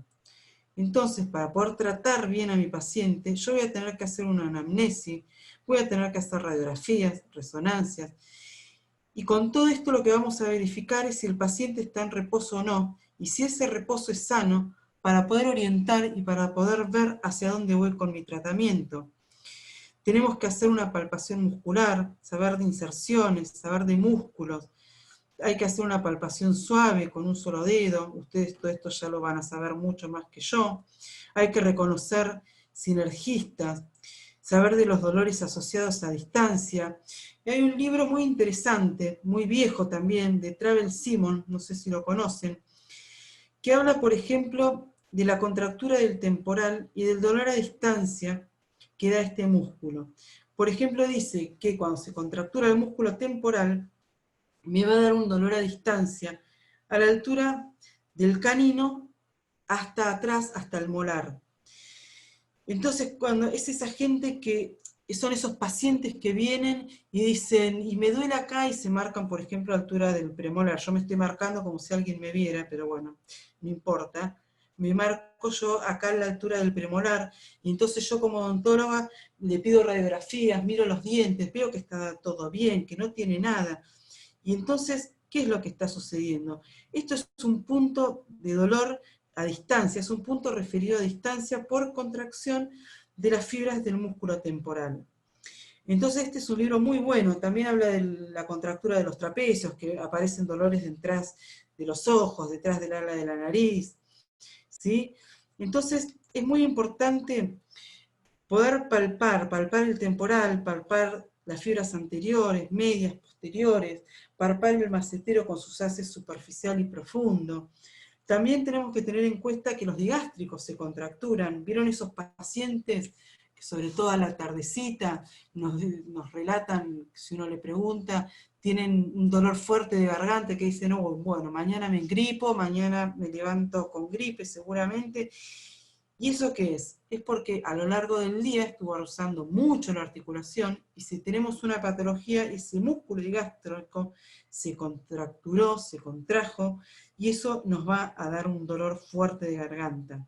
También está el esternocleidomastoideo, el trapecio, ¿sí? Que este es uno de los músculos que más se contractura. Tenemos que saber que muchas veces por contractura se puede tener dolor hasta la cintura. Imagínense qué puede pasar cuando un paciente que tiene mucha contractura muscular y le duele la cabeza. Si nosotros vemos la relación, si ponemos en internet, por ejemplo, la relación entre dolor de cabeza y ATM en PubMed, vamos a ver que hay infinidad de papers que hablan de este tema. Y el esternocleidomastoideo es un músculo, como todos ustedes saben, que va desde la mastoides hasta el esternón. Y también se contractura muchísimo cuando se contractura el trapecio. Ustedes van a ver que cuando empiecen a charlar con estos pacientes, cuando el paciente empieza a contar un poco de la sintomatología, estos pacientes que tienen patologías articulares, son pacientes que nos van a relatar un dolor en el pecho. Es un dolor de angustia, algo que los oprime. Solamente el paciente que lo sufre sabe de lo que se está hablando. Es un dolor muy fuerte y molesto. La contractura es permanente, entonces imagínense un paciente que va por la vida diciendo me duele acá y se marca en el pecho, ¿no es cierto? Y va al médico, le dice que no es nada, va al neurólogo y le dice que no es nada, el traumatólogo también, y todos le dicen, no, pero vos no tenés nada. Entonces esos pacientes los tratan de locos y terminan en el psiquiatra. Y yo muchas veces cuando me lo contaban por primera vez decía, pero qué exagerados, ¿cómo van a terminar en el psiquiatra por ese dolor? Pero es un dolor que es como una angustia muy fuerte. Y yo les puedo asegurar que terminan en el psiquiatra. Y a esos pacientes les dan antidepresivos. Antidepresivo, ¿qué va a hacer? El antidepresivo aumenta el torrente sanguíneo. Y entonces si aumenta el torrente sanguíneo, el dolor se va. Pero claro, el dolor se va por la droga, pero la presión va a seguir estando y el paciente se hace dependiente de esos fármacos que le da el médico, y se hace un círculo vicioso. Pero en realidad el problema que tiene el paciente es la presión del esternocleidomastoideo. Por eso es muy importante que nosotros escuchemos a nuestros pacientes, nos sentemos, observemos, los dejemos hablar, dejemos que nos cuenten todo lo que les está pasando. Creo que una de las partes más importantes es en la anamnesis poder y aprender a escuchar cuál es la sintomatología que nos van relatando nuestros pacientes que tienen, y a partir de ahí poder empezar a relacionar por dónde puede estar viniendo toda la patología. Perdón, tomé un poquito de agua. Bueno, espero no estar yendo demasiado rápido. Bueno, ¿cuáles son los síntomas que tienen esta patología? Los síntomas son muy heterogéneos y tienen la particularidad de variar dependiendo de cada paciente, pero sin embargo vamos a listarlos. Por ejemplo, vamos a decir que puede ser el bruxismo, cefaleas, dificultad para morder, dolor de cabeza, dolor cervical, cuellos, hombros, oídos, fatigas, mareos, limitación en la apertura. Nosotros tenemos que hablar que el dolor es un dolor visceral por la inervación motora que tiene a través del nervio facial esta articulación. No tiene una inervación sensitiva. Entonces, hoy se cuenta, gracias al avance de las ciencias como la bioingeniería médica y la computación, con una serie de elementos que nos evidencian y nos muestran o nos confirman la orientación clínica y nos sirven para chequear el avance del tratamiento, ¿sí? En el estudio de la mandíbula siempre fue uno de los objetivos que tuvimos en la odontología. Según Jankelson, podemos definir a la kinesiología como la ciencia que estudia la anatomía y los principios mecánicos en relación con el movimiento humano. Entonces vamos a definir a la kinesiografía mandibular como el análisis del trazado de los movimientos, ¿no es cierto?, que se realizan en los tres sentidos del espacio. Y para esto tenemos un elemento que se llama magnetógrafo. Este aparato va a constar de un pequeño imán que se coloca, como vemos en esta imagen, en los incisivos inferiores del paciente. Tiene un cabezal, ¿sí?, dotado de una antena que es colocado justamente en la cabeza del paciente. Esa antena va a recibir todos los movimientos del imán de una manera tridimensional, y esto lo va a graficar en una computadora, ¿sí? Este imán va a registrar los desplazamientos de apertura y cierre y lo va a graficar en la computadora. Nosotros usamos un equipo de la empresa BioResearch también, que tiene 24 sensores de cada lado de la antena. Y los movimientos de la mandíbula y sus desplazamientos que vamos a ver van a ser en el plano frontal, sagital y horizontal. Y también vamos a poder ver la velocidad con la que se mueve la mandíbula. Por lo tanto, vamos a poder observar exactamente cuáles son las alteraciones y, en consecuencia, cuál es el problema que tiene esta articulación. Por ejemplo, en un gráfico, ¿sí?, como vemos acá, del plano frontal, vamos a observar que la trayectoria de cierre, acá en este gráfico frontal, que es el del lado derecho, la trayectoria de cierre está marcada de color celeste. Vamos a ver que tiene una forma de S. Y esto puede aparecer en diferentes niveles. Si está en la porción superior, esto va a corresponder con una luxación, con reducción bilateral, por ejemplo, del disco articular. En cambio, si aparece en el tercio inferior, podemos pensar que es una subluxación mandibular. Y siempre digo pensar, porque todo esto, por más que yo lo vea en este gráfico, lo tengo que corroborar, ¿sí?, con un estudio de una resonancia. Además, tenemos también la electromiografía. La electromiografía la podemos definir como una técnica donde la grabación de los potenciales de acción de las fibras musculares va a estar colocada en un medio de exhibición que puede ser o que va a ser una computadora, ¿sí? Entonces, aquí nosotros vamos a tener un nuevo paradigma para evaluar. Y vamos a tratar la actividad de los músculos craneomandibulares, porque tenemos quienes afirman que los músculos pueden ser evaluados con la palpación, y si bien la palpación y la observación son muy importantes, hoy con el avance que tenemos de la tecnología, la verdad que yo por lo menos no soy capaz de iniciar un tratamiento que después no pueda medir y que después yo no pueda ver cuáles son los resultados que obtengo. Y si hablamos de paradigmas, vamos a hablar de esta frase de Albert Einstein, que dice que es más fácil revelar, el interior del átomo que modificar conceptos, ¿sí? Y esto es muy cierto, porque cambiar paradigmas es algo que toda la vida nos complicó mucho a todos, siempre estamos con una posición de que esto ya lo aprendimos y nos quedamos así. Pero bueno, hay que ir cambiando y tenemos que ir avanzando también, porque es importante avanzar y poder usar la tecnología. Muchos de los llamados de estos síntomas temporomandibulares son el resultado de espasmos cervicales, faciales y de los músculos masticadores. La electromiografía nos va a permitir observar la hipertonicidad muscular como un registro de actividad eléctrica, ¿sí?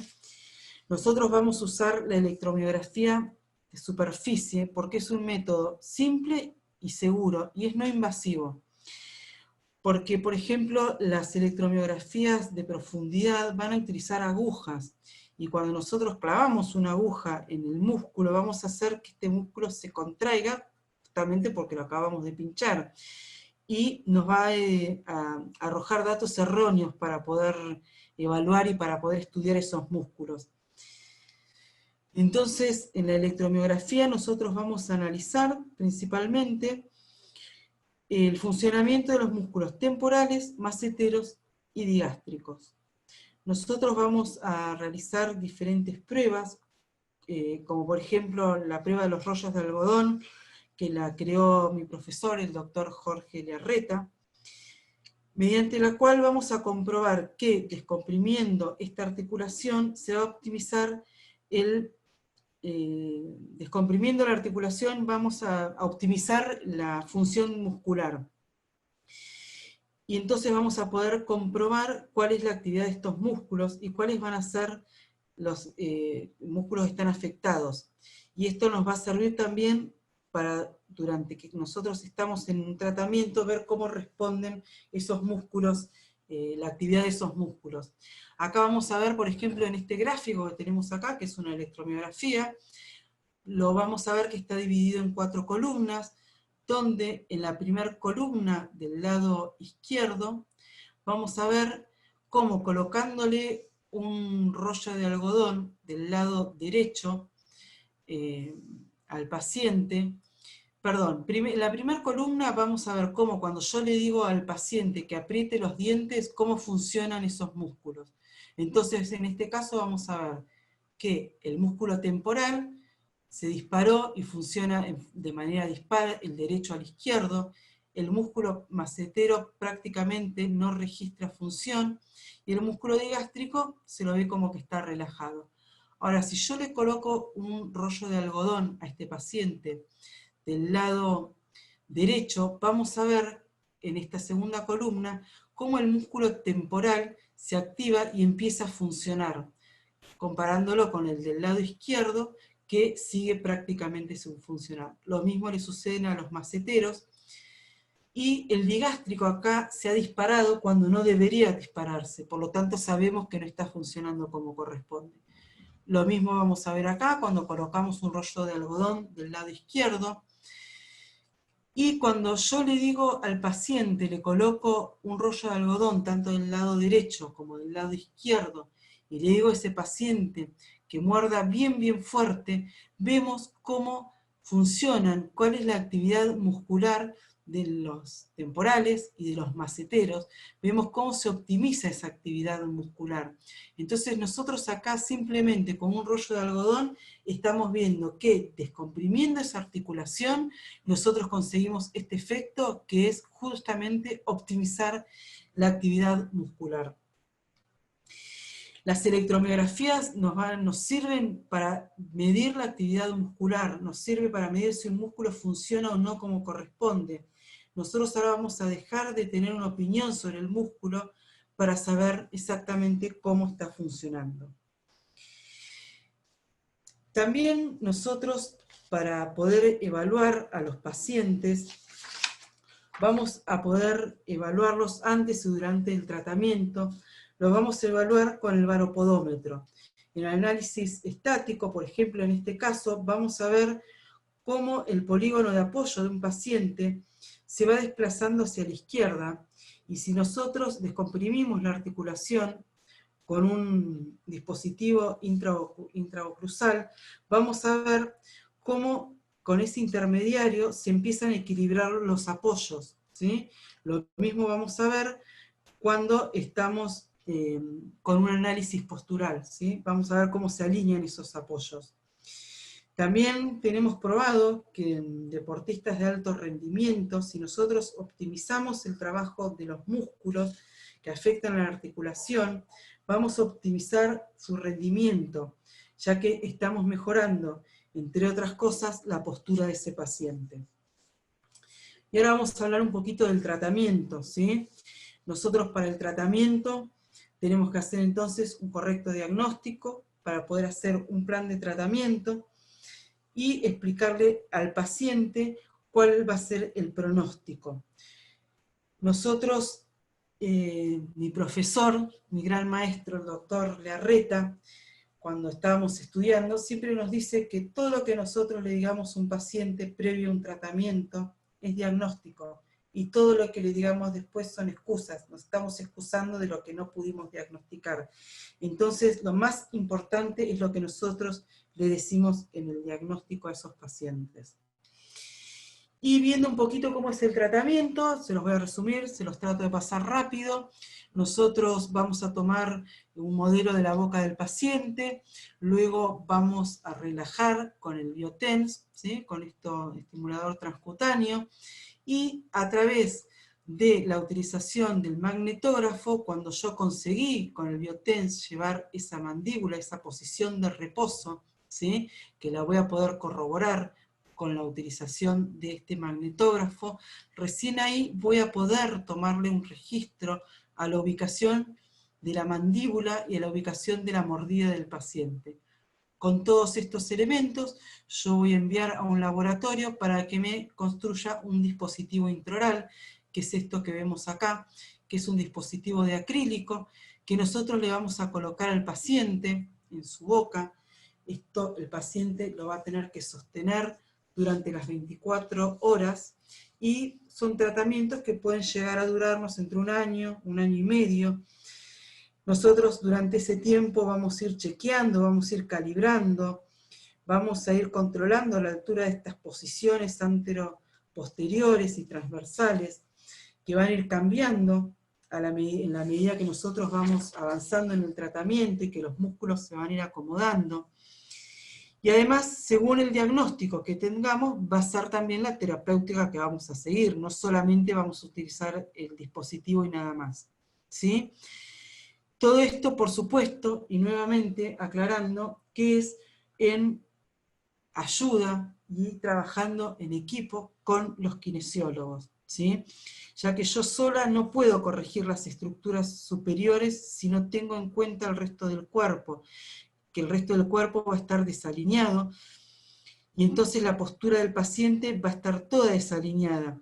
Es muy importante poder trabajar en equipo, sobre todo para la reubicación postural de estos pacientes, porque si yo no ubico el resto de las estructuras, el paciente va a seguir con dolores, va a seguir con esos músculos trabajando de manera inapropiada, y yo entonces de esa manera nunca voy a poder terminar de resolver sola mi tratamiento, que en este caso nosotros lo llamamos el tratamiento neurofisiológico.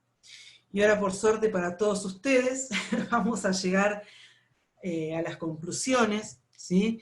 Nosotros hoy en día hemos avanzado tanto, la ciencia avanzó tanto, que las ATM dejaron de ser un tabú, y podemos estudiarlas, tratarlas, y hasta en algunos casos podemos curarlas, ¿sí? Hoy por hoy contamos con una serie de ciencias que vienen a nuestra ayuda, y si sabemos aprovecharlas, tenemos que poder aprovechar bien todas las ventajas que nos ofrecen. Por eso nos diferenciamos de la odontología, que nosotros llamamos neurofisiológica. Va a diferir mucho de la tradicional, porque nosotros hacemos énfasis en los músculos que mueven la mandíbula. nosotros proponemos que la musculatura tiene que estar balanceada, que trabajamos siempre a partir de una posición sana, que logramos mediante elementos electrónicos que nos van a llevar a los músculos a un lugar correcto. Sabemos que las patologías temporomandibulares están presentes para poder, en todos los tratamientos que nosotros vamos a abordar, y entonces tenemos que tener en cuenta esa patología para no perpetuarlas. Hay determinaciones serológicas que nos van a ayudar también con las patologías, con el análisis de laboratorio. Nuestro paciente tiene que ser tomado como un todo, no podemos tomar al paciente como que es un diente, o es una articulación, o es un músculo. Nuestro paciente es un todo, y tenemos que verlo en su integridad. ¿Sí? Que el adecuado soporte dentario es necesario para no agravar la carga articular, que la posición de estudio de nuestro paciente, y esto es lo más importante que tenemos en nuestra neurofisiología, que es la posición de reposo, que hay que saber determinar cuáles son las enfermedades que la afectan. Integrarnos a nuevos conceptos nos va a brindar ayuda en el diagnóstico, nos va a jerarquizar como profesionales y va a abrir nuestra mente. Bueno, muchas gracias por haberme escuchado, a todos los que están ahí. Estos son mis datos, por si alguno de ustedes tiene necesidad de copiarlos, o me quiere hacer alguna consulta ahora, o cuando necesiten hacerla, ¿sí? Bueno, ahora vamos a tratar de volver. Bueno, podemos, Valeria, no sé si estás por ahí. Acá estoy, ¿se escucha? Muy bien, se escucha perfectamente. Bueno, podemos abrir los micrófonos. Sí, Y acá ya hay una pregunta bien. de Sabri. Ella lo escribió en preguntas y respuestas. Si quieres abrirlo o querés que te lo lea yo. Acá lo veo. Mencionaste la relación con el oído, el tinnitus o el acúfeno puede ser un síntoma. Sí, exactamente. El acúfeno, nosotros siempre también trabajamos en equipo con los otorrinolaringólogos, ¿sí? Entonces, si el acúfeno no es causado por una causa que determina el otorrino, podemos pensar que ese acúfeno tiene relación con la patología de la articulación. Estoy tildada porque quedé medio mareada de todo lo que hablé. ¿Y cuál es la causa infecciosa? Bueno, las causas infecciosas tienen que ver con todo eso que estuvimos hablando hoy, que puede ser causada por bacterias, por clamidias, por micoplasmas, ¿sí? No sé si es a eso a lo que se refiere. Perfecto, acá Ariel pregunta en qué frecuencia se usa el Biotense. Entre 1 y 1.5 impulsos por segundo. Perfecto. Al hablar de dimensión vertical y la gran relación con la posición del ATM, ¿cuáles son? Espera que me perdí. ¿Cuáles son las medidas normales y las patológicas? Nosotros, con la dimensión vertical, lo que vamos a ver es que, a ver, espera que voy a correr acá. Nosotros dividimos el rostro en 3/3, ¿sí? Y los 3/3 tienen que ser iguales. Entonces, si esa dimensión vertical está disminuida, nosotros nos vamos a dar cuenta porque los otros 2/3 van a tener diferentes medidas. No sé si también respondió la pregunta.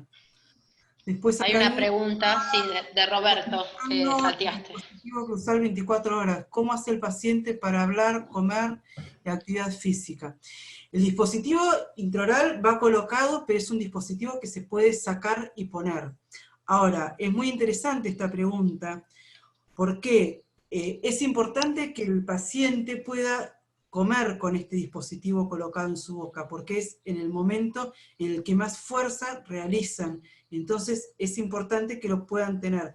Para la actividad física es óptimo, porque como dijimos hace un rato también, al poner la articulación en el lugar que corresponde, en el lugar sano, nosotros vamos a optimizar toda la actividad muscular, vamos a poder ver que todos los músculos empiezan a trabajar sin contractura, empiezan a equilibrarse. Entonces, por eso es muy importante. Y para hablar, bueno, para hablar, al principio, es lo que más odian mis pacientes, porque se les coloca el intermediario y su lengua va a estar apoyada unos 2-3 milímetros más atrás de lo que apoya habitualmente. Entonces, hasta que el cerebro reconoce cuál es la posición que tiene que volver a ubicarse, durante ese tiempo, al principio hablan medio como sesiosos. Ahora, y volviendo a la pregunta de Juan Tomás, que me habla de la dimensión vertical, nosotros vamos a ver que cuando les colocamos el dispositivo a los pacientes, yo siempre les digo que les hago como una cirugía estética, porque al tener disminuida esta dimensión vertical, al tener este tercio acortado, cuando yo les devuelvo, les coloco esa plaquita, les devuelvo lo que es la plenitud facial. Entonces el paciente se encuentra mucho más cómodo de lo que estaba antes. A ver, que acá abajo me parece que siguen algunas preguntas. Sí, a ver. El acortamiento del músculo temporal, cuando está cortado, puede dar dolor referido. Entonces podría generar un falso dolor de muelas. Exactamente, Solange. Y acá es un problema que tenemos los odontólogos también, porque muchas veces, por ignorar este dolor referido que nos da el músculo temporal, viene el paciente diciendo que le duele una muela, que le duele, y lo que yo decía hoy, hacemos radiografía, no encontramos nada, miramos la muela, está perfecta, está entera, y lo que termina haciendo el odontólogo es haciendo una extracción de esa muela. Y le hace la extracción al paciente, y después el paciente a los 15 días vuelve otra vez diciendo que le sigue doliendo. Entonces el odontólogo dice, no, no te puede doler, porque ya la muela no está. Y lamentablemente ese dolor era generado por un dolor referido de la contracción de alguna fibra del músculo temporal. ¿Sí? Acá dice, si no respondo a alguna pregunta de lo que me están preguntando, me la vuelven a hacer, porque yo por ahí contesto Tranquila algo. que yo cualquier cosa te digo que te salteaste alguna pregunta. Después dice, al derivar al kinesiólogo, ¿cuál es el pedido en la orden? El pedido que yo hago normalmente tiene que ver con que lo derivo a sesiones de kinesiología y donde pido normalmente que no me usen la basal de la mandíbula como un punto de apoyo para movimientos kinesiológicos, ¿sí? Porque al usar la basal de la mandíbula me pueden estar forzando músculos que yo estoy intentando ubicar en el lugar. Es un tratamiento muy largo, es muy lento, entonces como que todo lo hacemos con mucho cuidado y tratando de no interferir prácticamente lo menos posible con los músculos. En caso de no poseer un TENS, ¿qué técnica manual utilizamos para devolver la posición de reposo? Yo realmente creo que si no se usa un TENS no se puede devolver la posición de reposo, porque yo necesito llevar, para la posición de reposo, yo voy a llevar el músculo al largo genético, y eso solamente lo voy a conseguir utilizando un TENS.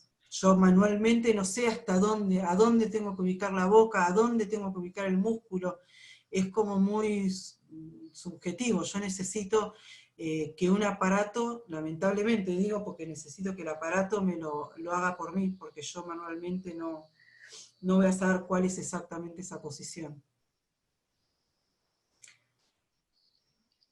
Bueno, no sé si quieres abrir Hay una micrófono. pregunta, A ver. hay una pregunta de Roberto que pregunta si esto sería previo al uso del dispositivo intrabucal. ¿El qué si sería previo? No la vi la pregunta. Creo que se refiere a la pregunta anterior de la derivación al kinesiólogo. Ah, Creo. A ver, Roberto, si se puede especificar. si la pregunta es previo al dispositivo, la respuesta es no. Yo trato de ir haciendo todo a la par. Una vez que yo le coloco el dispositivo, ahí empiezo a trabajar con el kinesiólogo, porque yo recién ahí consigo poner las estructuras de la articulación en el lugar que me corresponde. Yo recién ahí puedo empezar a pedirles a ustedes, los kinesiólogos, que empiecen a ayudarme a ubicar el resto de las estructuras. Si era esa la pregunta. Sí, dice que sí. Perfecto. Ahí no me llegó todavía la respuesta. Al principio de la charla mencionaste que la incidencia era mayor en mujeres. ¿Se sabe Sí, la causa o no, no se no. sabe? Yo por lo menos no sé la causa. Porque es bastante, Es bastante. notoriamente mayor la No incidencia en sé también mujeres. si tiene que ver también con que las mujeres por ahí nos hacemos más estudios que los hombres, somos Sí, más sí, sí, tal cual, por una cuestión de más clínicos. consulta tal vez, ¿no? De mujeres. No sé, digo, es una idea que estoy diciendo, pero no sé Sí, puede exactamente ser. por ese motivo. Pero puede llegar a ser por eso. Bien. Si alguien quiere pedir micrófono, contar alguna experiencia en consultorio, eh, si alguien tiene experiencia de trabajo interdisciplinario entre kinesiólogos y odontólogos en algún tratamiento, sería interesantísimo que lo compartiera, Claro que sí. Sí. si alguien se anima. Yo por mi parte lo que puedo aportar es que vienen muchos pacientes o autoconvocados porque han escuchado que bruxan o han detectado que bruxan y vienen como autoconvocados al consultorio No, claro. kinesiológico.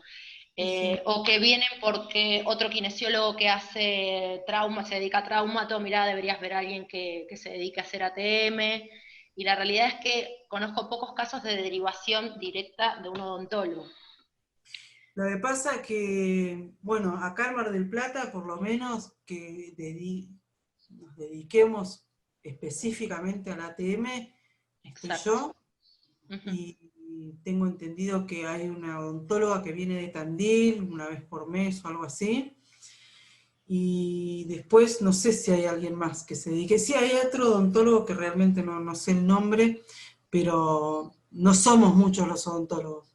Entonces, que realmente nos dediquemos a ATM, porque también hay muchos odontólogos que dicen hacer ATM, y por ahí lo único que hacen es una plaquita de bruxismo, y Sí, las plaquitas de bruxismo sabemos que no cumplen la función que nosotros estamos buscando, porque las exacto. plaquitas esas miorrelajantes ni siquiera saben qué posición tiene la mandíbula para ver a dónde la están haciendo, y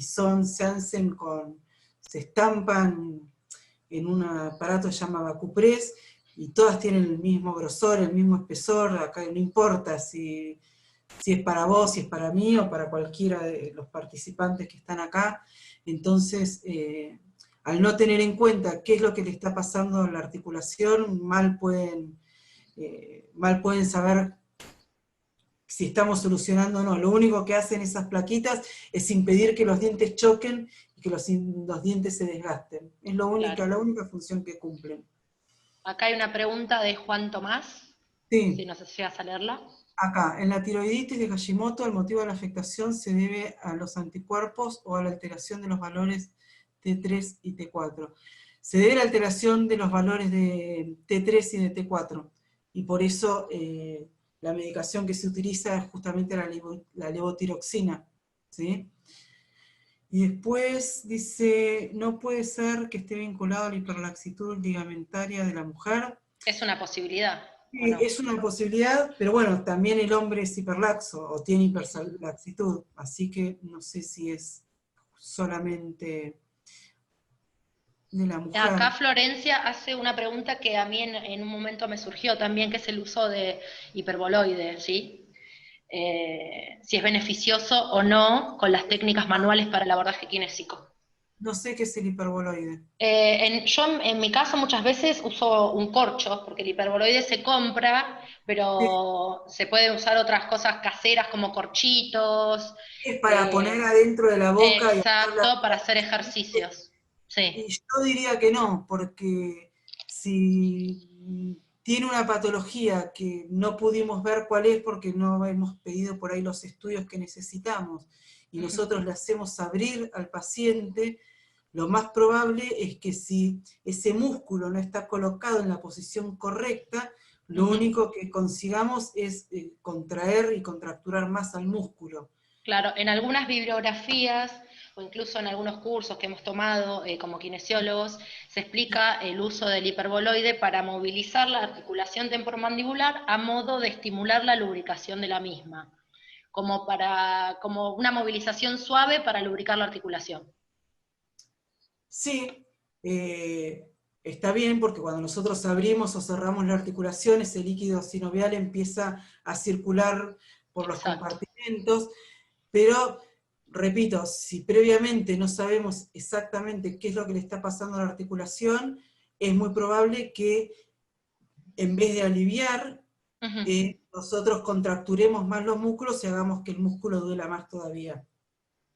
También en algunas bibliografías que accedemos muchas veces los kinesiólogos, dan como opción el poner una virome o un lápiz, morder, digamos, con los molares, hacer presión y relajar.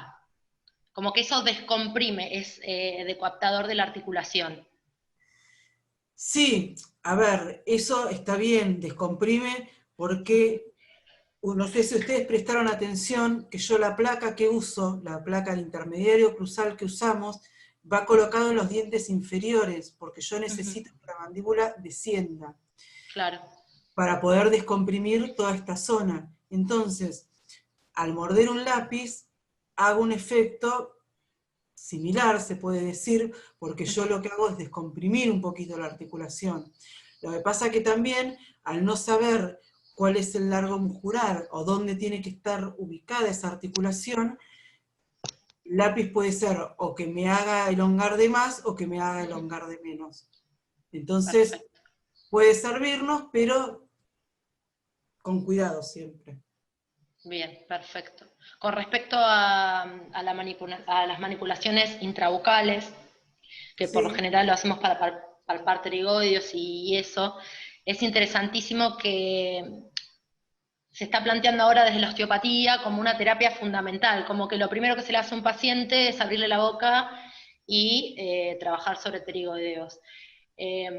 Y veo por lo que estás contando que sería una contraindicación, que podríamos estar haciendo una Y macana, yo digamos. no sé si, por ahí, como no sé exactamente cómo lo vienen estudiando, no sé si ustedes han visto que las fibras del músculo pterigoideo están dentro del disco articular. No sé si ustedes eso lo Sí, sí, es habían... una dependencia sí, del Entonces, músculo. bueno, si nosotros tiramos de más o hacemos mucha presión sobre ese músculo pterigoideo, es probable que estemos luxando un disco.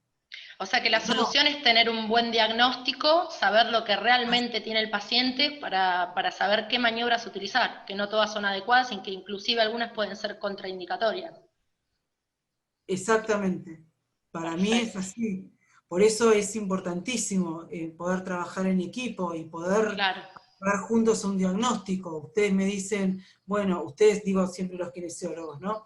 Ustedes por ahí me dicen, bueno, este paciente tiene contractura acá, allá, y yo entonces veo en las imágenes, o vemos juntos las imágenes, porque algo les mostré de imágenes, no Sí. sé si les habrá servido, pero bueno, está bueno que podamos empezar a ver juntos qué es lo que le está pasando a esa articulación, a ese disco, a esos ligamentos, y entonces interpretar dónde están ubicados los músculos, cómo están trabajando, ver esa cabeza de mandíbula, qué es lo que le está afectando a la articulación, porque si solamente hacemos un trabajo kinesiológico y nunca supimos lo que le pasa a la articulación, el dolor al paciente se le va a pasar, pero sabemos que al tiempo va a volver con el mismo dolor, porque Es nunca un pudimos trabajo a ciegas. exactamente, trabajamos a ciegas. Lo Exacto. mismo que yo, si yo hago un diagnóstico y no tuve en cuenta que, por ejemplo, el paciente podía tener una bacteria que estaba lesionando la cabeza de la mandíbula, ¿qué me pasa? Voy a dejar un tratamiento a medias, porque también el paciente en el corto tiempo va a volver diciéndome que sigue con dolor, y entonces yo le voy a pedir una nueva resonancia y voy a decir, no le vi que le faltaba, que tenía una bacteria, y esa bacteria se fue. De hecho, tengo un montón de pacientes que han sido tratados porque la escuela esta neurofisiológica, que es la escuela del doctor Larreta, hace mucho hincapié en el estudio de las bacterias, por ejemplo. Y no todas las escuelas que estudian la ATM hacen hincapié en esto. Entonces yo he visto un montón de pacientes que me vienen a ver, pacientes que se han ido a atender a Buenos Aires o no sé, o algún otro odontólogo, y yo observo cómo en los diferentes años, porque les van pidiendo resonancia año tras año, yo veo cómo se les va desgastando esa cabeza de mandíbula. Ahí yo pido inmediatamente un análisis de bacterias y confirmo mi sospecha que es que hay alguna bacteria que está produciendo un proceso degenerativo en esa cabeza de mandíbula. Entonces es importante tener todas estas cosas en cuenta. Perfecto. Acá una colega tuya dice que también es especialista en ATM y que los kinesiólogos somos fundamentales para tratar cervicales. Creo que eso en la charla también lo profundizaste. Y ella hace ese aporte, muchas gracias. Acá, a ver, hay otra pregunta, no llego a desplazar. A ver si lo podés leer vos. Acá, nosotros podemos tratar la mandíbula, pero sin la ayuda del tratamiento cervical no podríamos lograrlo. Perfecto. Y acá te agradece, gracias Jimena por esto que estás haciendo. Es muy importante que comencemos a misturar nuestros conocimientos. Perfecto, totalmente de acuerdo, y ese era el objetivo de esto, acercarnos y abrir una puerta de diálogo y trabajo interdisciplinario entre kinesiólogos y odontólogos. Es súper importante que podamos trabajar todos juntos y podamos tener coincidencias y tener ideas entre los dos, porque ustedes a mí me nutren un montón, porque yo de músculos sé algo. Entonces a mí me sirve mucho trabajar con kinesiólogos porque me explican toda una parte que por supuesto yo en mi carrera no la estudié y que es importantísimo, lo que decíamos hoy, trabajar en equipo. Yo desde que me recibí, que como dije hoy, siempre trabajé al lado de médicos, siempre trabajé al lado de otros profesionales que me enriquecieron y me ayudaron a poder crecer y a poder entender que yo sola no puedo resolver las cosas. Uno solo no podemos resolver, nosotros tenemos que siempre poder trabajar en equipo. Y no porque yo derive a algún kinesiólogo, nada, nos ayudamos, ni vos podés sola, ni yo puedo sola, entonces entre los dos hacemos un complemento y es súper importante que trabajemos juntos. Además que hay mucho paño para trabajar porque la incidencia es altísima en patologías y disfunciones de ATM, que si bien nosotros lo escuchamos en consultorio o por conocidos, los datos son altísimos. O sea que hay mucho para laburar. Hay muchísimo, los pacientes normalmente no tienen síntomas y entonces no consultan, pero bueno, ustedes solamente comparar un paciente y ver que tiene un hombro más arriba que el otro, bueno, pensemos, ¿qué le puede estar pasando a este paciente? Porque lo veo yo en mi consulta diaria, me imagino que ustedes lo deben ver todo el tiempo. Entonces, sí, entender que ese un hombro más alto que el otro. Yo también hago una prueba que me enseñó mi profesor, el doctor Larreta, un genio total de la articulación. A mí me enseñó a hacer una prueba también con esos rollos de algodón, que es lo más simple y básico que yo puedo hacer. Entonces yo le coloco los rollos de algodón al paciente y veo cómo le rompo ese engrama al paciente, yo lo hago caminar con ojos cerrados para atrás y para adelante, y cuando el paciente vuelve para abrir los ojos, yo ahí puedo comparar cómo se le volvieron a alinear sus hombros, simplemente descomprimiendo la articulación. Entonces yo ahí me doy cuenta que esa mal posición, esa postura incorrecta que tiene el paciente, tiene que ver con que tiene la articulación comprimida y con que está funcionando mal la articulación. Sí, nosotros los kinesiólogos cuando vemos una diferencia de altura en hombros, lo primero que pensamos es en columna, en diferencia de longitud entre miembros inferiores, y por ahí no estamos mirando a la articulación temporomandibular. Por eso digo que hay que trabajar en equipo, porque ustedes miran cosas que yo no miraría, porque yo no me pondría a mirar la columna, y yo miro cosas que por ahí ustedes tampoco tendrían tan en cuenta. Y sí, bueno, tal cual. con esta técnica tan simple y sencilla, donde no hay más que poner un rollito de algodón de esos que bueno, ven ustedes por ahí en los consultorios de los odontólogos, en nuestros consultorios, esos rollitos de algodón que les ponemos para separar la encía.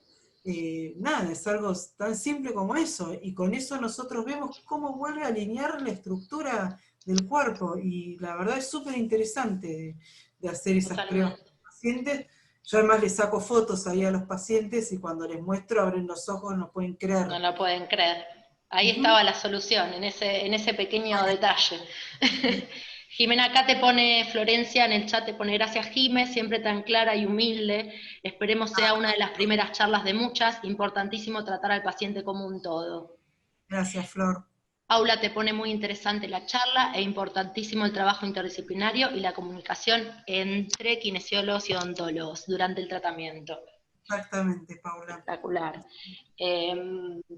Muy contenta, una gran convocatoria y las preguntas, mucha participación, sinceramente más de la que me esperaba. Sí, la verdad que está bueno poder tener mucha participación. Sí, Acá como pone Rosela, que esos rollitos son muy baratos. Son muy baratos, eso es importante, es importantísimo. Importantísimo, es importantísimo. Totalmente. Porque son súper económicos y con 2 rollitos conseguimos un montón de respuestas. Tal cual. Bueno, si nadie quiere preguntar más nada, Jimena, te vuelvo a agradecer de todo corazón, en nombre del colegio y personalmente, 1.000.000 de gracias, interesantísimo, todo súper claro, muy completo, y lo mismo que dice Paula, espero que sea la primera de muchas ocasiones para encontrarnos y trabajar interdisciplinariamente. Bueno. Agradezco a todos, a mis colegas, a tus colegas. Exacto. Y cualquier cosa estamos en comunicación, pueden escribir a la delegación, bueno, vos dejaste tus datos, te pueden escribir a vos. Sí. Cualquier duda que tengan me escriben, me pueden buscar también en internet. Y bueno, la verdad yo estoy muy, muy contenta y muy conforme por haber podido dar esta charla, poder intercambiar con ustedes, con los kinesiólogos sobre todo, que bueno, es algo que nos nutre un montón a todos en general. Así que, Valeria, muchísimas gracias por convocar. A vos, acá hay una pregunta de Camila que dice si hay alguna posibilidad de acceder a la grabación del webinar. Sí, se va a subir seguramente en el YouTube, en el canal de YouTube del colegio. Vamos a estar mandando información, nosotros tenemos los mails de todos los inscriptos. Repito, si alguien no llegó a inscribirse y estuvo presente en el webinar, que manden un mail a la delegación, ¿sí? Así se los inscribe y estamos en contacto, y además para mandarles la certificación del webinar, de que asistieron al webinar. Bueno, Jimena, muchísimas gracias. Bueno, excelente gracias todo. A todos ustedes. Ha sido un placer. Espero no haberlos mareado demasiado. No, todo clarísimo, clarísimo y dinámico, muy bueno. Bueno, muchas gracias. Bueno, Jimena, estamos en contacto. Un abrazo grande. Gracias a todos.